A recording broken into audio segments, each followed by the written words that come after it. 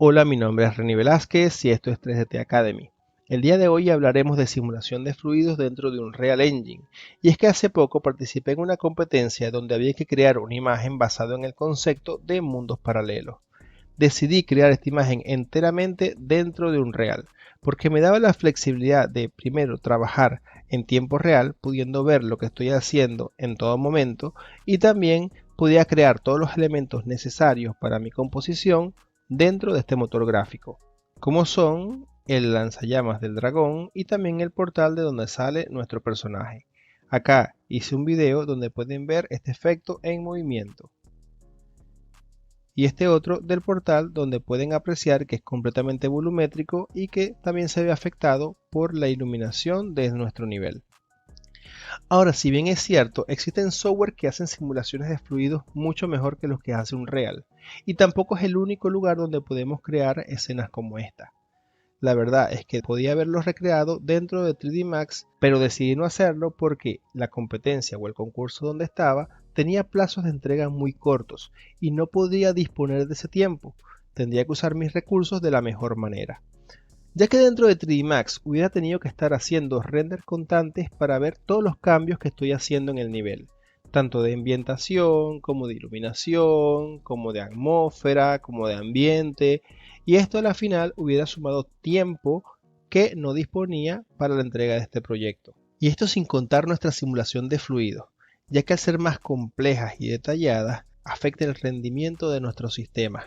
Y cuando tenemos que renderizarlas por cualquier motor gráfico, sea V-Ray, sea Corona o cualquier otro software que tengamos disponible, va a llevar un impacto bastante ese tiempo de renderizado. Posiblemente más adelante les enseñaré a hacer este tipo de simulaciones dentro de otro software, pero por ahora vamos a centrarnos en los principios básicos dentro de Unreal. Acá tengo una escena bastante simple que solamente cuenta con la iluminación, un piso y dos cajas que utilizaremos más adelante para demostrar algunas propiedades. Antes de iniciar cualquier simulación tenemos que verificar que tengamos los plugins activados. Vamos a venir acá a Edit, Plugins y vamos a buscar Niagara. Y acá abajo vamos a activar este Niagara Fluids. Nos va a pedir reiniciar nuestro editor.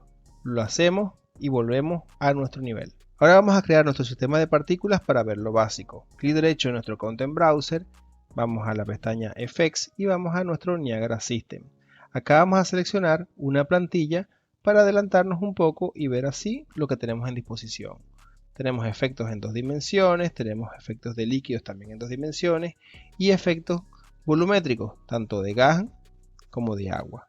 En este caso voy a utilizar este Click 3D Moving Fire para explicarles los conceptos y las cosas que podemos cambiar en nuestra simulación de gases. Y le vamos a dar un nombre, NS para Niagara System, y le vamos a colocar algo relevante a lo que estamos haciendo. En este caso, simulación tutorial. Listo. Y ahora vamos a agregarla a nuestro nivel. Acá le voy a dar una posición.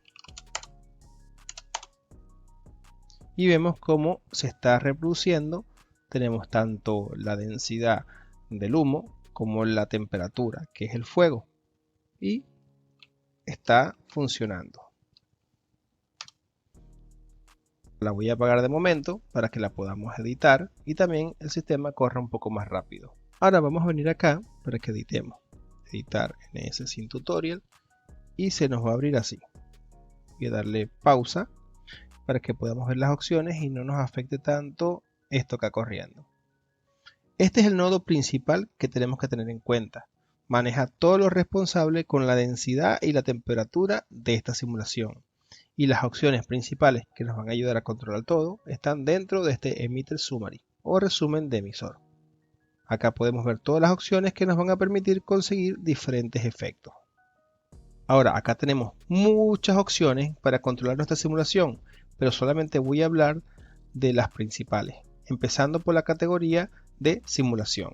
Y lo primero que vemos es que tenemos algunas variables definidas como user. Esto lo que significa es que podemos modificarlas dentro del editor y no tenemos que ingresar a este panel de detalles para modificarlas.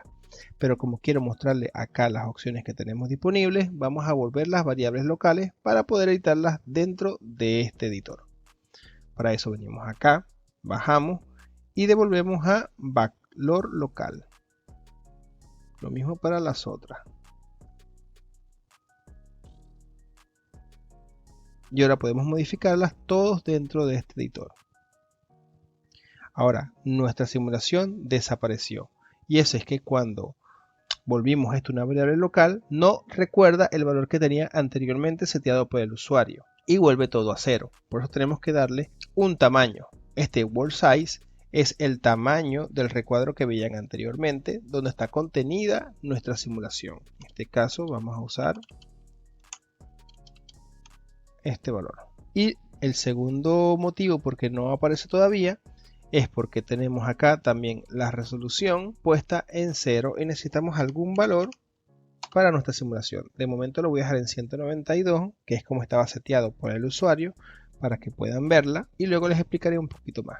Empezando por esta primera opción, dibujar límites o draw bounds. Acá al darle clic van a ver cómo aparece el recuadro donde está contenida nuestra simulación. Esto es básicamente el tamaño del mundo. Es bueno dejarlo activo mientras estamos haciendo las simulaciones porque así sabemos si tenemos algún problema con ellas. Si queremos que el fuego se esté moviendo de lado al otro y de repente toca esta pared, todas las partículas fuera de ese mundo van a desaparecer. Vamos a ver resultados que no son los esperados. Entonces tenemos que estar pendientes si eso sucede según lo que estemos haciendo. Por eso yo personalmente siempre lo dejo activo y lo desactivo solamente al final. El tamaño del mundo, como ya explicamos, es el lugar donde se hace la simulación. Si nosotros reducimos este tamaño, todo lo que esté fuera va a desaparecer. Voy a poner la altura a 500 para que lo vean mejor. Y como ven, acá se corta esa simulación. Acá puede que partículas todavía deseen ir más arriba, pero no van a ser calculadas si están fuera de este mundo. Así que tenemos que adecuar ese mundo al tamaño de lo que estamos haciendo. Esta medida del mundo la podemos controlar en todos los ejes, tamaño en X, en Y y en Z. Ahora tenemos el local pivot. El pivot es el punto de origen de nuestra simulación. En este caso, este es el punto de origen de nuestra simulación. Como ven, tiene un valor en Z. Y ese valor en Z, si lo volviéramos a 0, nuestra simulación empezaría en la mitad. Al darle un valor positivo, nos estamos moviendo 50% en esa dirección, hacia abajo en este caso. Si lo pusiera negativo, posiblemente no veríamos nuestra simulación porque quedaría acá afuera de los límites. Eso lo podemos ajustar según lo que necesitemos. Y lo vamos a hacer cuando veamos el efecto del lanzallamas. En este caso voy a volverla a 5. Podemos moverla en cualquiera de los ejes. Aquí le voy a sumar un punto para este lado, otro punto, y vemos como la simulación ahora está en una esquina de nuestra cajita. Y vamos a volver acá un poco más cerca. Ahora, para hablar de la resolución máxima, tenemos que entender que este mundo funciona como voxels. ¿Y qué es un voxel? Bueno, acá tenemos la definición de píxel, un espacio en 2 dimensiones y cada punto nos forma un píxel que a la final nos forma una imagen. Un voxel es lo mismo pero en 3 dimensiones. Es el espacio que ocupa cada cubito dentro de esta caja.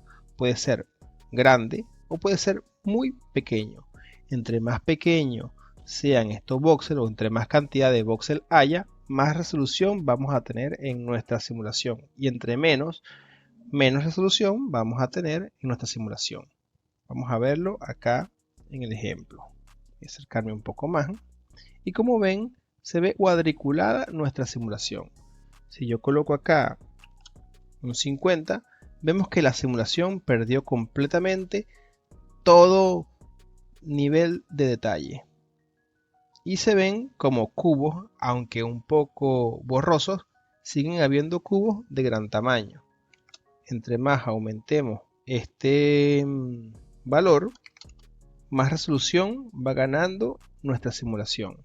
Estamos en 192 como venía por defecto esta plantilla, y si aumentamos a 250 vemos que tenemos algo más de detalle. Vamos a llevarlo a 300 y vemos más detalle. Vemos este pedazo acá con 300 y con 150. Perdemos ese detalle. Tenemos que tener cuidado qué tanto detalle le damos a nuestra simulación. En este caso estamos en 350 y quizás podamos llevarlo hasta 400. Y así vamos obteniendo cada vez más detalle. Pero si llegamos a aumentar este número muy grande, vamos a tener problemas, ya que entre más voxel, más memoria utiliza nuestra tarjeta de video. Y a la final, si esa cantidad sobrepasa la memoria que tenemos disponible, entonces vamos a ver un mensaje acá inmediatamente que nos va a cerrar el Unreal. Se va a crashear. Voy a guardarlo porque lo vamos a hacer ahora para que vean. Vamos a ver si me deja 500. Todavía estamos, pero ya estamos viendo cómo se ralentiza un poco la simulación. Vamos a darle play. Y vemos cómo ahora está más lenta. Cosa que en 200 no sucede.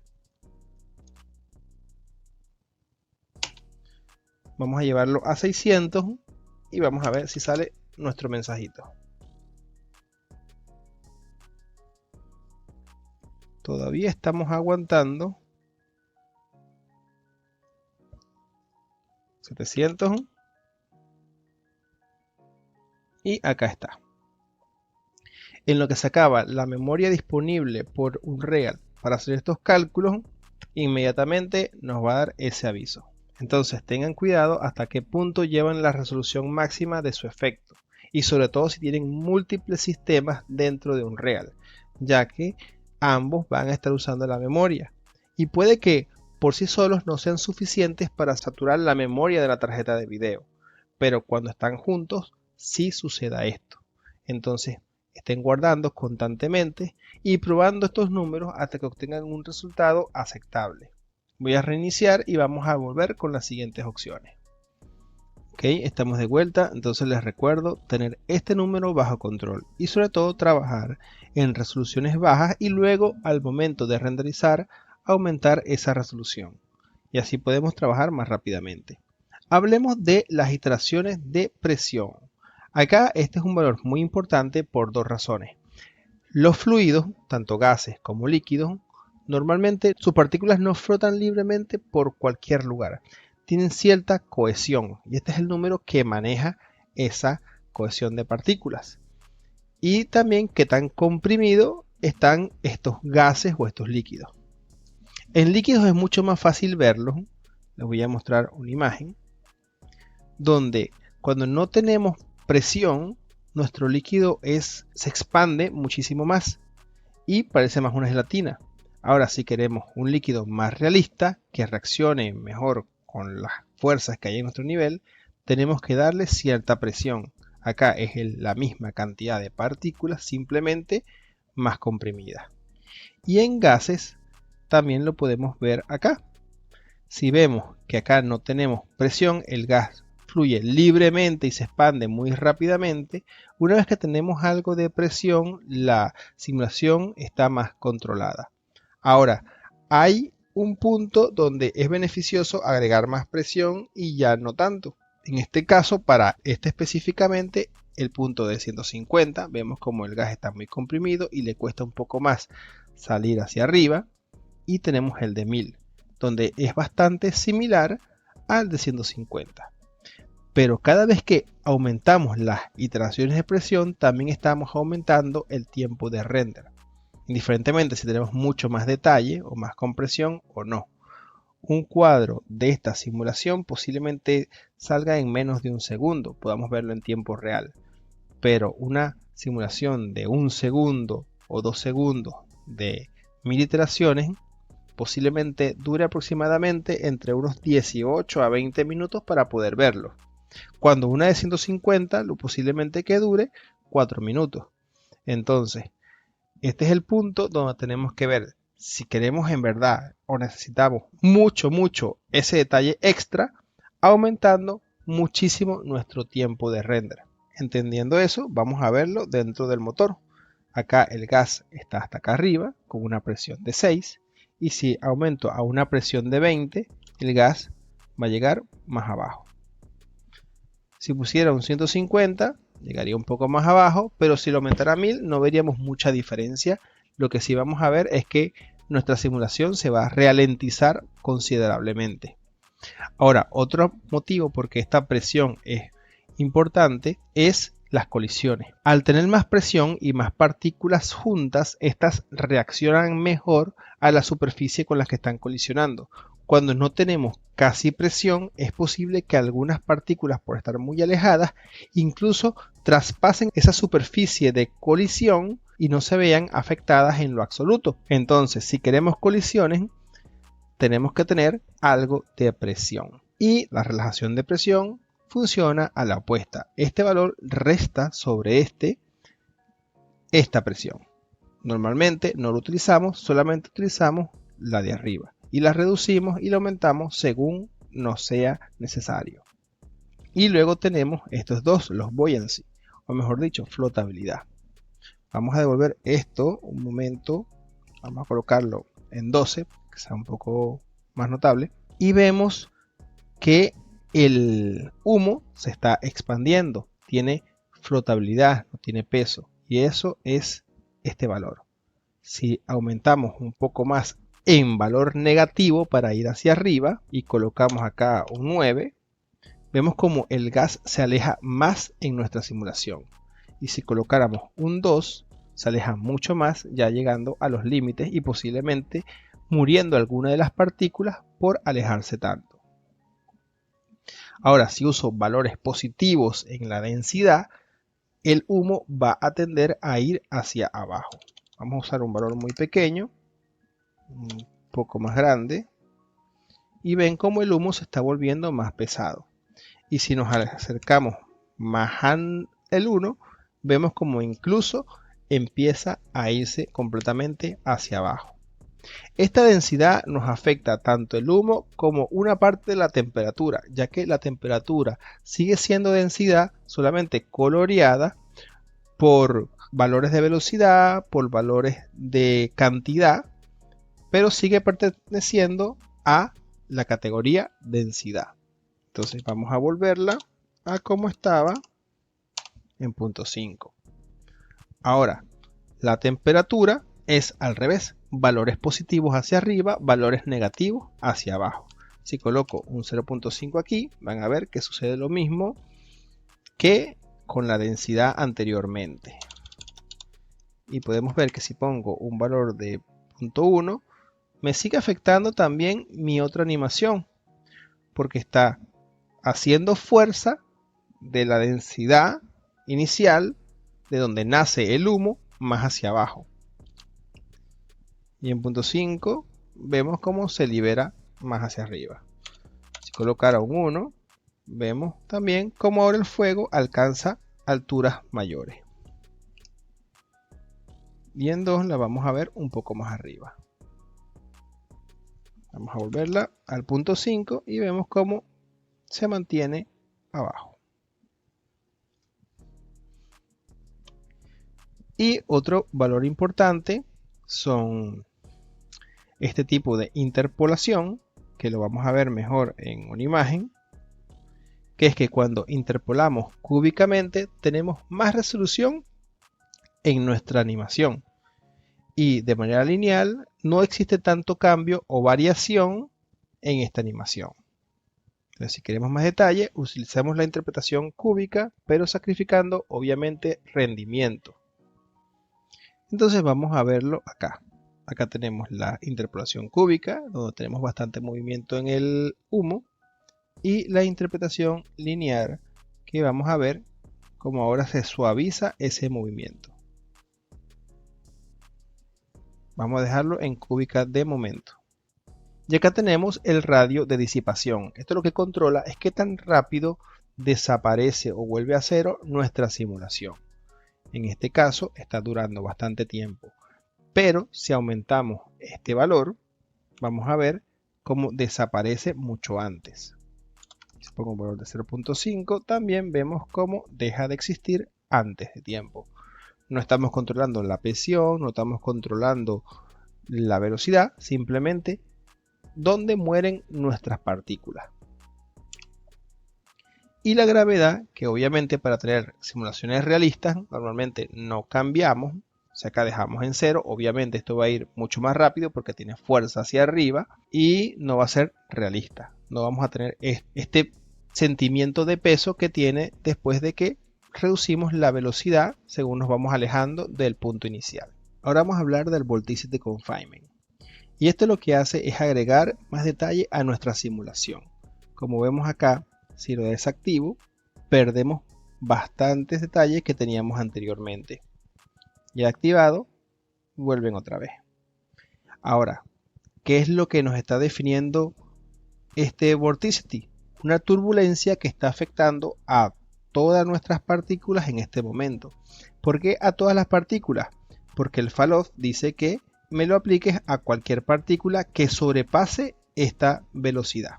Entonces, si yo tengo 0, significa que todas las partículas están mayor que 0, muévelas.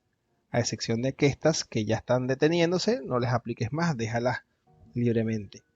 Si yo aumentara este valor, vemos como en algunas zonas desaparece el efecto. Y si pongo más valor todavía, ahora acá abajo no se está ejecutando esa turbulencia porque estas partículas son más rápidas que 50.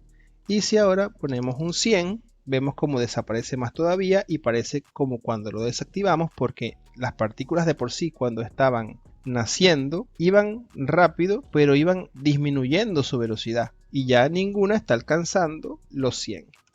Si lo pongo en 1000, vemos como absolutamente ninguna partícula se ve afectada porque no tiene esta velocidad. Volvemos a 0 y vemos la cantidad de turbulencia que aplicamos. Si coloco 0, mismo efecto que apagada o que ninguna partícula se ve afectada. Si ponemos 10, es la cantidad de turbulencia que le aplicamos a las partículas, tanto las que están a una alta velocidad como las que están a una baja velocidad. Así funciona el Vorticity Confinement. Y es un efecto más visible sobre todo en lanzallamas, en misiles, en propulsores de cohete, en ese tipo de animaciones donde tenemos partículas que nacen a muy alta velocidad. También tenemos más abajo la turbulencia inicial, que es un campo, digamos, como de aire que se mueve en todas las direcciones para también darnos más resolución, pero esta sí afecta todas las partículas dentro de nuestro mundo. En cambio, el Vorticity Confinement solamente era aquellas basadas en velocidad. Pero también tenemos algunos controles cuando lo activamos. Y es que podemos definir la frecuencia, podemos definir la velocidad en la que se mueve, y esto lo podemos ver de esta manera. Frecuencia es qué tantas veces por segundo se ve afectada. Una frecuencia alta nos daría una gráfica como esta, y una frecuencia baja nos daría una gráfica como esta. Ahora, la velocidad sí nos afectaría mucho en la cantidad de movimiento. En este caso, la misma frecuencia, pero una mayor cantidad de movimiento. Lo mismo en esta onda. El mismo tiempo, pero más cantidad de movimiento. Y podemos controlar también a quién se lo queremos aplicar. Solamente a la densidad, que es el punto donde está el humo, y una poca parte del fuego, o solamente a lo que se ve afectado por la temperatura o nuestro fuego. Y acá controlamos cuánto sería la fuerza que queremos aplicarle a nuestra simulación.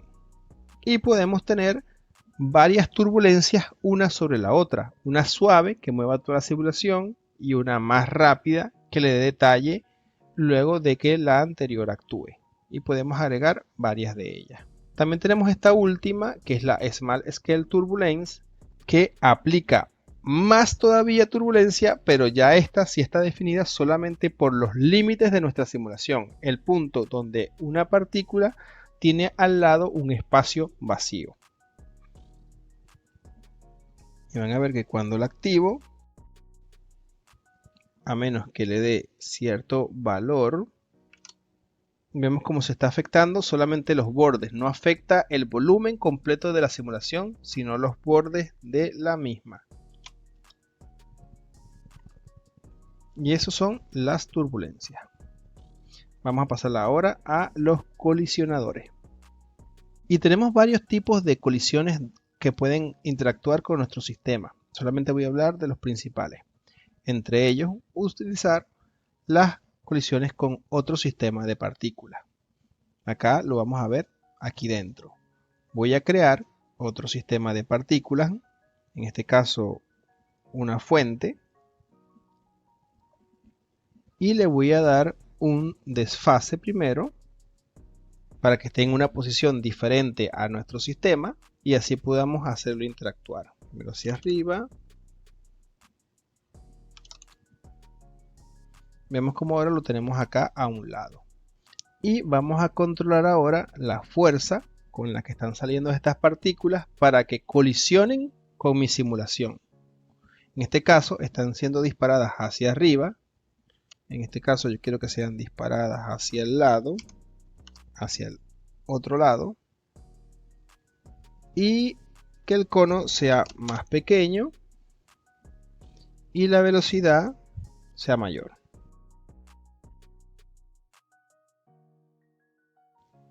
Y ahora estas partículas están chocando con mi humo. Y si le doy play, vamos a ver qué es lo que sucede. Y si tenemos activado nuestras colisiones con partículas, ¿por qué es que no vemos ningún resultado? Primero tenemos que hacer algunos cambios en nuestro sistema de partículas. Para empezar, esta simulación de humo está siendo dirigida por la GPU, mientras que esta fuente está siendo creada en la CPU. Ambos tienen que tener el mismo rango. Vamos a cambiarlo a una simulación por GPU. Pero todavía no nos afecta, ya que por defecto y para evitar que cientos de partículas de diferentes sistemas colisionen con nuestras simulaciones, haciendo que consumamos más recursos, tenemos que definir dentro de nuestro sistema de fluidos quiénes son aquellos que pueden tener interacción con nosotros. Así que vamos a bajar hasta colisiones, pero no las que seleccionamos anteriormente de con quién colisionamos, sino donde se define las interfaces. Y vemos que acá tenemos un lector de partículas y nos hace falta a quién vamos a colisionar. Por eso nos está dando estos errores.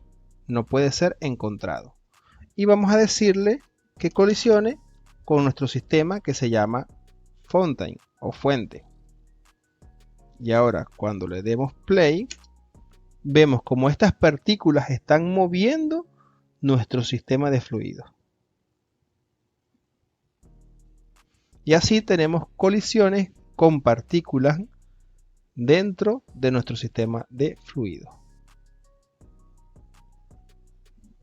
Ahora, de momento, vamos a quitarlo y también vamos a desactivar las colisiones acá arriba.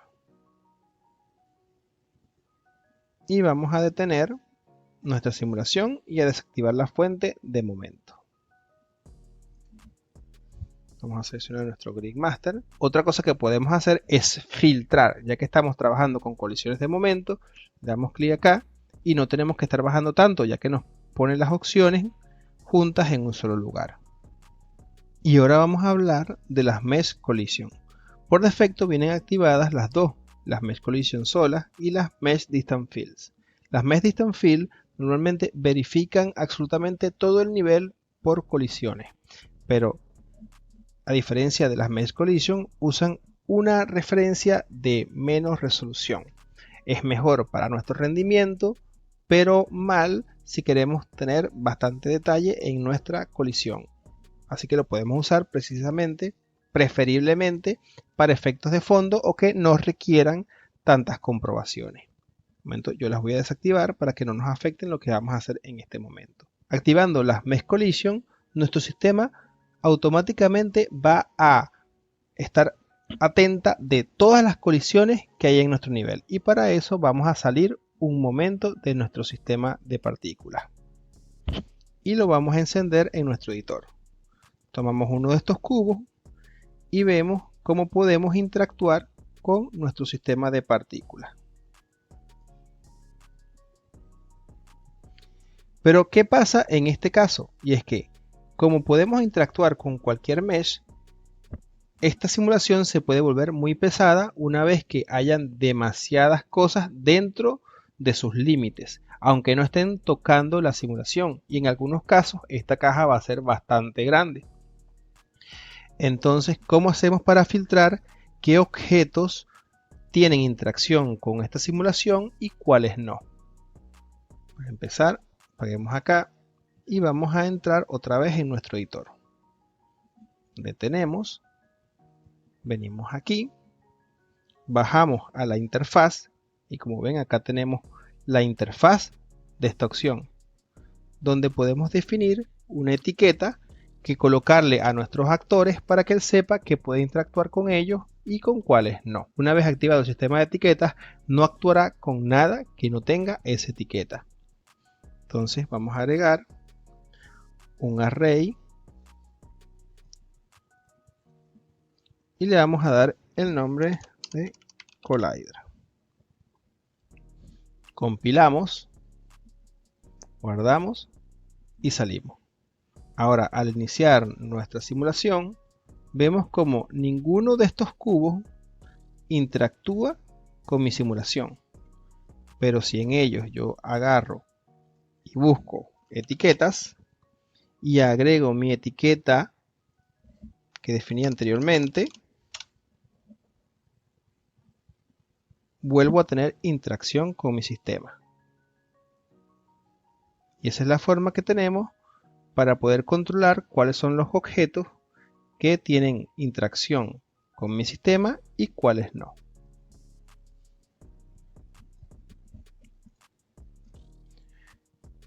De las otras colisiones vamos a hablar rápidamente porque no se usan en todos los casos. Tenemos los Mesh Distance Field, que similar a los Mesh Collision también verifican todas las mesh del mundo, pero lo hacen con una resolución mucho menor. También tenemos los Geometry Collection, que es cuando tenemos colecciones de geometría creadas, por ejemplo, por el Chaos Solver para crear fracturas de objetos, para crear demoliciones, y si queremos que interactúen con nuestro sistema de partículas, sí o sí tienen que tener esta opción activada y también expuesta un valor al usuario para que pueda seleccionar esa colección de geometrías y poder crear ese vínculo entre estos dos sistemas. Tenemos los Global Distance Field Collision, que también, similar a los Mesh Distance Field, usan una colisión de menor resolución. Y tenemos los Depth Map Collision, cuya colisión solamente se ve afectada por lo que ve la cámara. Si uno de las caras de un objeto no lo está viendo la cámara, esa cara no va a reaccionar a la simulación. Por lo tanto, puede crear resultados inesperados. Normalmente se usa en conjunto con el G-Buffer para tener un poquito más de calidad, pero sin embargo no son para ser utilizadas a primer plano. Son colisiones de fondo, para no sacrificar tantos recursos en colisiones que no importan tanto en nuestro nivel. Ahora, antes de pasar al siguiente punto, vamos a volver acá a simulación, porque anteriormente les dije que las iteraciones tenían algo que ver con las colisiones. Voy a exponer este valor al usuario para que lo podamos ver a tiempo real en el editor. Para eso venimos acá, bajamos nuestra flechita y antes le habíamos dado colocar como valor local. Ahora vamos a buscar user y seleccionamos que lo lea desde los parámetros del usuario. Compilamos y guardamos. Ok. Ahora vamos a encenderlo y vamos a venir acá y vamos a ver que tenemos presión de iteraciones aquí abajo. Voy a cambiarlo de momento por 0. O mejor dicho, por algo bajo, un 2. Cuando movemos nuestro cubo encima de esta simulación, vamos a acercarnos un poco más vemos como la colisión no reacciona tan bien a nuestro cubo. Pero al darle algo más de resolución, y quizás un poco más, se comporta de mejor manera. Entonces, entre mejor o mayor sea la resolución de nuestra presión, mejor son las colisiones que tenemos con los objetos de nuestro nivel. Así que es algo que tenemos que tener en cuenta cuando hagamos estas interacciones. Volvamos a nuestro editor. Vamos a eliminar esa variable de presión. Y vamos a quitarla de acá a un valor local. Y la devolvemos a 12. Y ahora vamos a seguir con otras opciones importantes. Primero volvamos acá a todos, para que las podamos ver. Tenemos el viento, que afecta nuestra simulación completa, a donde van las partículas. Una vez que le damos una dirección, en este caso si le damos algún valor, vamos a ver cómo nuestra simulación se empieza a mover. Vamos a cambiar el viento de dirección y vemos cómo lo afecta. Es sencillo, simplemente ponemos la dirección y la cantidad. Y aquí abajo empezamos a controlar los atributos de nuestra simulación. Y acá podemos ver si decidir mostrar la densidad o la temperatura. En este caso, Unreal de momento siempre muestra la densidad, no importa en qué caso le demos. Si quito de acá, van a ver como la densidad no desaparece. Están buscando implementarlo más adelante, aunque existe una manera de ver solamente la parte del fuego controlándolo en otro lugar, pero de momento acá no lo podemos desactivar de una sola vez. La temperatura sí que podemos y solamente se mostraría el puro humo. Y también acá vuelven lo que son las disipaciones, de qué tan rápido se disipa el humo y qué tan rápido se disipa la temperatura, algo que ya vimos anteriormente con el radio de disipación, pero acá está separado. También vemos que podemos controlar el color. Ya de momento está definido por unos colores específicos, tanto el humo como la temperatura, que podemos modificar ligeramente, pero si queremos tener esos efectos mágicos que hay en algunos efectos que podemos ver en internet, tenemos que activar esta opción. Y ahora, si cambiamos los colores, vemos que tenemos colores diferentes. En este caso lo estamos controlando en la fuente de la esfera, ya que es la que está generando nuestras partículas, la cual podemos activar y desactivar. Pero si la desactivamos, como no tenemos a alguien que sea el emisor de nuestras partículas, no vamos a tener ninguna simulación. Y podemos controlar varios detalles de esta esfera: el tamaño, la posición, el radio, el ruido que tiene la esfera, para generar esas partículas, y también, como hablamos, el color. Este color también afecta las demás fuentes de simulación. En este caso vamos a cambiar esa fuente porque había dejado esto intencionalmente para comentarlo ahora. Podemos quitar nuestra esfera, desaparecerían nuestras partículas y podemos seleccionar ahora cualquier sistema que sea el que dirija nuestra simulación.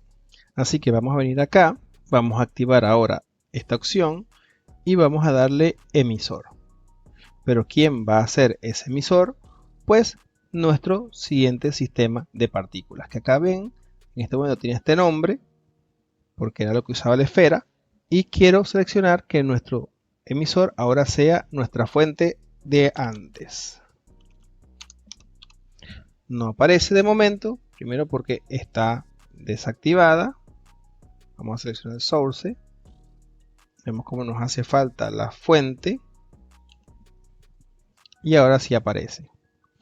Vemos cómo está nuestro sistema de partículas, pero todavía no vemos nuestro humo. Y eso es porque, de nuevo, tenemos que hacer algunos cambios en nuestro sistema de partículas. Para empezar, tenemos que cerciorarnos que esté en GPU, porque si no, no va a funcionar. Y lo otro que tenemos que agregar también acá es otra opción que le hace falta para decirle al sistema de partículas que lo considere un emisor. Vamos a venir acá y vamos a seleccionar el Cell Fluids, Source Attributes. Y vamos a ver cómo ahora tenemos fuego emitido por nuestras partículas de antes. Voy a apagar el Sprite Render para que no aparezcan, sino aparezca solamente el humo. Pero vemos que tenemos ahora un fuego bastante brillante, muy diferente al que teníamos anteriormente. Y eso es que los atributos están siendo multiplicados muchas veces. Y vamos a controlarlos acá. Entonces voy a seleccionar este valor y vamos a darle uno un poco más suave. Vemos como ahora la temperatura, al estar multiplicada por un valor menor, lo podemos ver y apreciar en nuestra simulación. En caso puede ser incluso un poco menos. Y la cantidad de humo la podemos también controlar acá en esta densidad. Si coloco 0, vemos que ahora solamente tenemos la pura temperatura, algo que no podíamos hacer en las opciones de atributos. Pero si quiero algo de humo, puedo controlar la cantidad dentro de esta opción. Entre más le coloque, más humo vamos a tener. Vamos a dejarlo, de momento, algo así. Y está saliendo hacia un lado porque era lo que habíamos hecho anteriormente para que colisionara con nuestras partículas. Vamos a ver cómo se ve eso. Vemos como todas mueren al llegar al borde. En este caso vamos a volver a cambiar la posición. Vamos a quitar nuestro offset. Vamos a darle 0, 0. Y vamos a decirle que ahora vuelva a disparar las partículas hacia arriba. Y esa es la fuente inicial que teníamos al principio sin cambios en dirección. Podemos reducir un poco el humo. Y ahí tenemos cómo podemos utilizar otro sistema de partículas para que guíe nuestra simulación.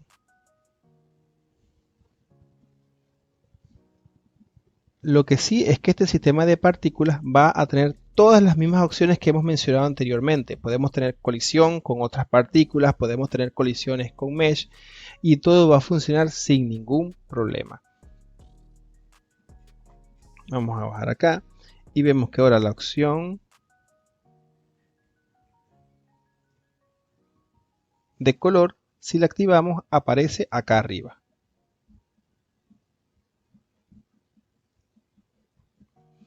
Dentro de este sistema de source tenemos también algunas otras cosas, como por ejemplo esta fuente determinista. Esta fuente determinista lo que hace es que no importa cuántas veces hagamos la simulación, siempre vamos a tener el mismo resultado, cosa que no es así si está desactivado. Cada vez que activemos la simulación podemos tener partículas que vayan a lugares diferentes. Cuando tenemos un efecto de fondo que no importa, esta situación no hay ningún problema, pero cuando estamos haciendo cinemáticas donde necesitamos que seteemos un efecto y que se comporte siempre de la misma manera porque vamos a grabar diferentes tomas y queremos que sean constantes, entonces sí tenemos que activar este determinismo. Lo único es que sí va a ser un poco más pesado en nuestro sistema. El Use Striking no lo voy a poder demostrar acá porque es un caso muy puntual, y lo que se refiere a esto es que las partículas se verifican usualmente una vez cada cuadro para definir en dónde es que estamos generando ese humo. Entonces, cuando tenemos una partícula que viaja muy rápido en el espacio, puede que en un frame estaba acá, puede que en un frame estaba acá y un frame estaba acá. Cuando no usamos striking, entonces solamente va a generar fuego aquí, fuego aquí, fuego aquí, fuego acá y fuego acá, dejándonos un espacio en el medio. Obviamente esto va a pasar solamente cuando tengamos partículas demasiado rápidas. El striking lo que hace es interpolar el valor de estas dos posiciones y crear también puntos intermedios. Entre más sean estos puntos, más se va a ver la continuidad en el movimiento de la partícula y eliminaríamos lo que sucede cuando se mueven demasiado rápido. Pero es algo que, aunque les estoy explicando, no les voy a demostrar en este video. Y usar el decaimiento del radio lo que hace es que toma la partícula que viene de nuestro sistema, la fuente, digamos que es un círculo, y aplicarle un degradado en el borde para que se vea mejor dentro de nuestro sistema de humo. Si yo quito ese fall-off, vamos a ver cómo ahora el fuego se va a volver mucho más grueso y más visible que antes. Entonces esto lo que hace es difuminar esa partícula para que la transmisión a nuestro sistema sea más suave. Las escalas de densidad lo que controlan es qué tantas partículas son tomadas en cuenta para nuestra simulación, y lo mismo con la temperatura. Y los factores de velocidad lo que hacen es la interpretación de nuestro sistema anterior a nuestro nuevo sistema. Estos pedazos de fuego están tomando la velocidad que ya venían del sistema anterior. En cada punto o en cada comienzo de estos fuegos hay una partícula. Pero si yo aumento esa velocidad, este fuego posiblemente llegue ahora más alto, porque no están para seguir las partículas, sino para transmitir la velocidad que antes tenían. Y si las partículas son más rápidas, obviamente, o la interpretación de las partículas son más rápidas, obviamente mi sistema va a tener mayor velocidad. Ahora, estos factores de escala lo que hacen es cambiar la interpretación que yo tengo de una partícula anterior. Si yo tengo una partícula que se mueve de izquierda a derecha a 100 metros por segundo, el fuego se va a mover a 100 metros por segundo. Pero si yo aumento la escala, ahora la partícula se mueve a 100 y el fuego se mueve a 200. Obviamente va a ser más rápido. Eso es lo que estamos hablando con las escalas de velocidad.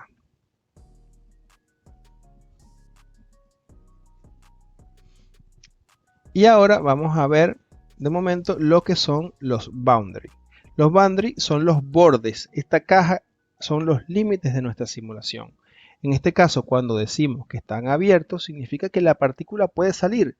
Pero hay que tener claro que una partícula que sale del borde es una partícula que deja de ser calculada. Por lo tanto, desaparece como vimos anteriormente. Y si queremos que las partículas no salgan de esta caja para hacer una colisión barata, digamos que en vez de poner una caja en la parte del techo, cada vez que quiero colisiones, yo puedo utilizar esta misma caja como un colisionador.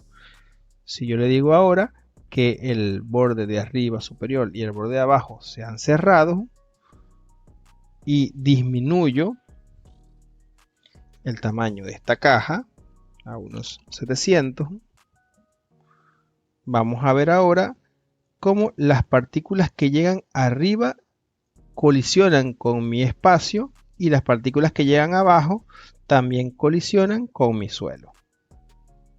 Obviamente desaparecen porque están llegando a los bordes laterales de la caja que siguen siendo abiertos, pero también podemos cambiar esa parte.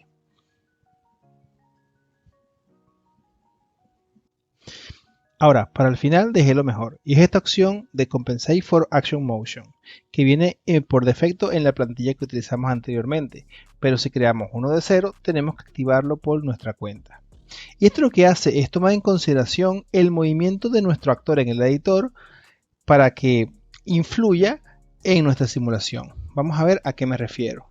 Si salimos acá y muevo nuestra simulación, vemos como el humo, vemos como también el fuego, vemos como toda la simulación se mueve a través del espacio donde estoy moviendo mi simulación. Claro, los límites también se mueven y eso hace que veamos que las partículas que llegan al límite desaparezcan. ¿Ven? El humo se ajusta. Ahora, ¿qué pasa cuando lo tenemos desactivado? Voy a venir acá para nuestra simulación, vamos a desactivarlo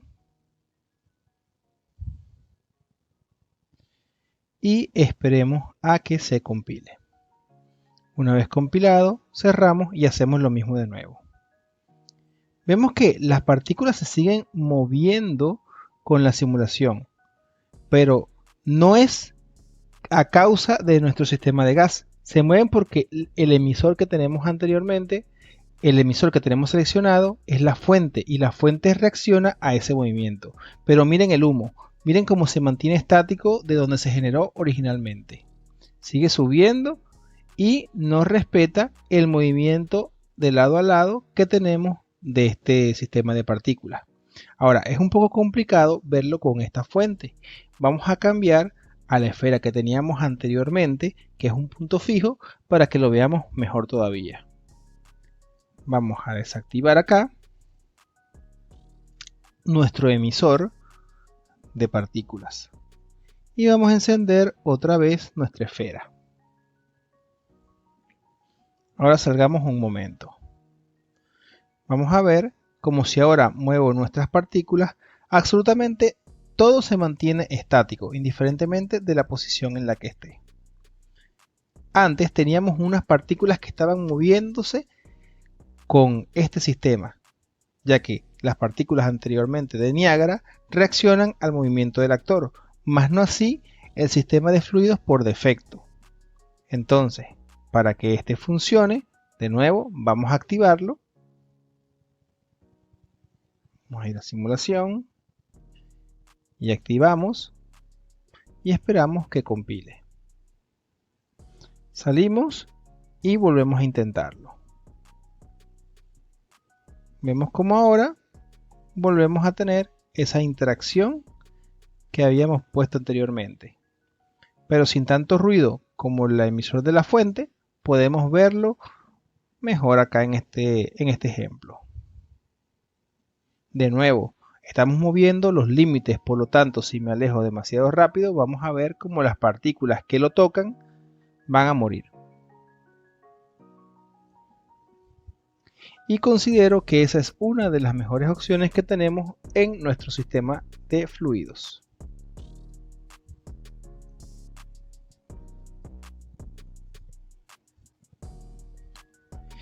Y así terminamos esta explicación básica de los sistemas de fluidos dentro de Unreal.